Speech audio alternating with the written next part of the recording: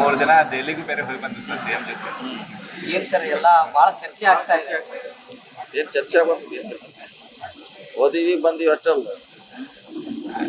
ಹೋಗಿ ಇನ್ನೂ ಲ್ಯಾಂಡ್ ಆಗಿರ್ಲಿಲ್ಲ ಅಷ್ಟೊಳಗೆ ರಾಜಣ್ಣ ಅವರು ಸೆಪ್ಟೆಂಬರ್ ಅಂತ ದೊಡ್ಡ ಕ್ರಾಂತಿ ಆಗೈತೆ ಅಂತ ಹೇಳಿಕೆ ಬೇರೆ ಕೊಡ್ತಾರೆ.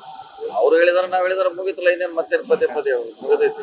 ಅಲ್ಲಿ ಏನ್ ಹತ್ತದ ಕ್ರಾಂತಿ ಆಗಂತ ಏನ್ ಬೆಳವಣಿಗೆ ಅದು ಅನ್ಸುತ್ತೆ. ವರಿಷ್ಠ ಇದ್ದಾರೆ, ಅವ್ರು ನೋಡ್ತಾರೆ.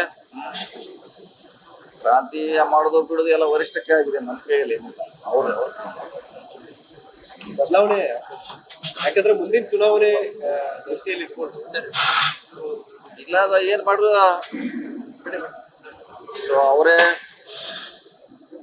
ನಾವು ಹತ್ರ ಇಲ್ಲ ಒಂದು ಪಾರ್ಟಿ ಅಷ್ಟೇ. ಹೀಗಾಗಿ ಅವರು ಕೂಡ ಮಾಡ್ತಿದ್ದಾರೆ. ಸೊ ಹೀಗಾಗಿ ಮುಂದಿನ ಸರಿ ಸತೀಶ್ ಜಾರಕಿಹೊಳಿ ಅವ್ರ ಮೇಲೆ ಕೂಡ ಸಾಕಷ್ಟು ಜವಾಬ್ದಾರಿ ಬರುವಂತದ್ದು ಬಹಳ ಮಹತ್ವ ಅನ್ನುವಂಥದ್ದು ನಿಮ್ ದೃಷ್ಟಿಯಲ್ಲಿ ಇದೆ. ಅದಕ್ಕಾಗಿ ಇನ್ನು ಅದೇ ಹೇಳಿದ್ರಲ್ಲ, ಅದೆಲ್ಲ ವರಿಷ್ಠ ಬಿಟ್ಟು ಸರ್ ಈಗ ಕಾಯ್ಬೇಕಷ್ಟೇ ನಾವು. ರಾಜಣ್ಣ ಇವತ್ತೊಂದು ಏನಂತ ಏನಂತಂದ್ರೆ ಮುಂದಿನ ಕೆಪಿಸಿಸಿ ಅಧ್ಯಕ್ಷರು ಸತೀಶ್ ಜಾರಕಿಹೊಳಿ, ಅದು ನಿಜನಾ? ಏನ್ ಆ ರೀತಿ ಏನಾದ್ರು ಚರ್ಚೆ? ಇಲ್ಲ, ಅದು ಅವ್ರ ವೈಯಕ್ತಿಕ ಅಭಿಪ್ರಾಯ ಅಷ್ಟೇ ಇರೋದು.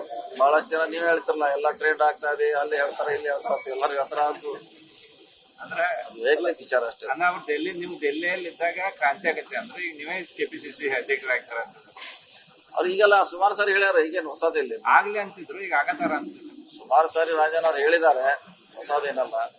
ವೇಟ್ ಮಾಡೋಣ.